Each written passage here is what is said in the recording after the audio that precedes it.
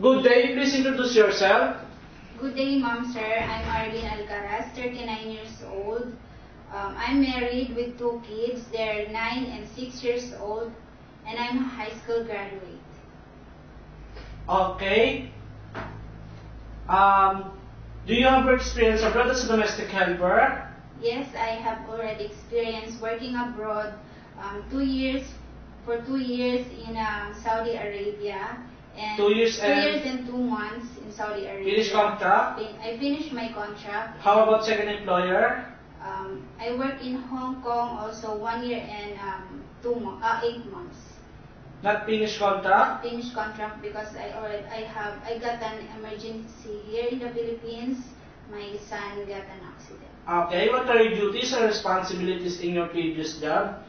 My duties and responsibilities in my previous employer, first in Saudi Arabia, I take care of 80 years old elderly. She's a healthy female. I also do house chores, like I clean the house, I do laundry, I iron the clothes, and I do gardening. In my second employer in Hong Kong, I take care of a 9-year-old kid, and I also do household works, like I cook, washing clothes, and I clean the house.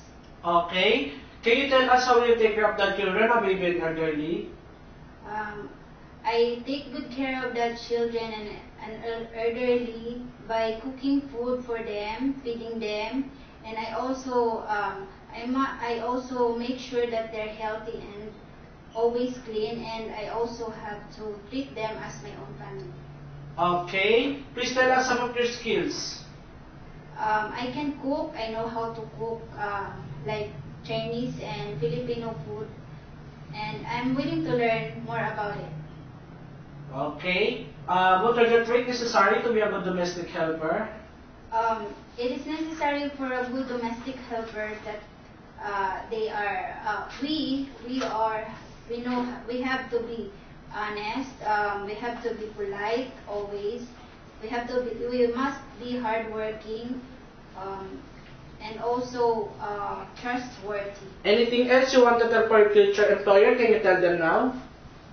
Ma'am, sir, I promise to do my job well, and I promise also to finish my contract with you. Thank you, and God bless. Thank you so much.